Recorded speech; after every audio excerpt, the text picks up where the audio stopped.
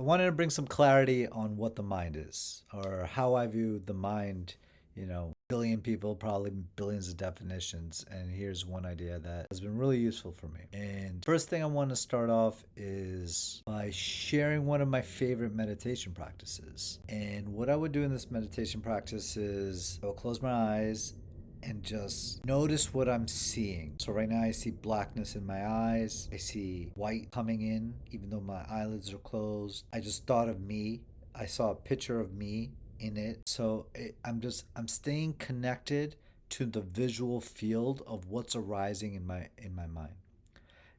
Another practice that I've done is doing the same thing but just audio, just sounds. And what I'll notice is there's sounds that I'm here, which are my own inner thoughts, my own inner sounds, and there's sounds that I hear from outside. And all of a sudden, my capacity to hear outside really, when I'm only focusing on that sense, the auditory sense, is such a wide range of what's possible. Then the third part of this practice, another meditation sit down, I sit and listen. I pay attention to feelings. And this could be an internal sense of what I'm feeling inside, or like I am feeling the tightness of my shirt. I'm feeling a little itchy in my solar plex with the texture of how the shirt is. I'm feeling the coolness of the air on my skin. So it's where how the outside external is pressing upon my sense of feeling, or internally, I got this agitated, crumbling heat in my legs. I got tightness in my hamstrings.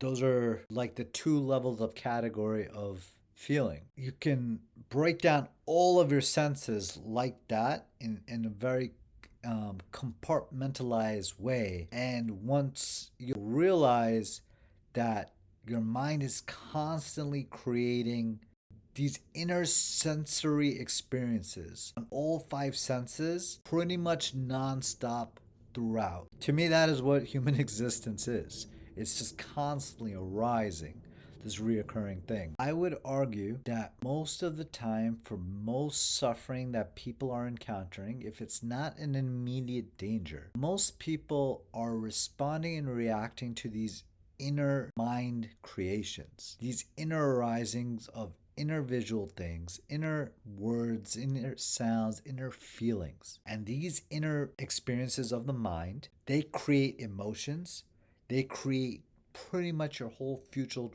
Like all of your reality is often, for most people, is in reaction to this. And like all people have the power to create that inner world as well. I can choose inner things to think about. I can choose inner things to visualize, to see, which has profound impact as well. Starting with this groundwork realization of what it is to be human and acknowledging what is arising in your inner world and breaking it down through these dimension of senses.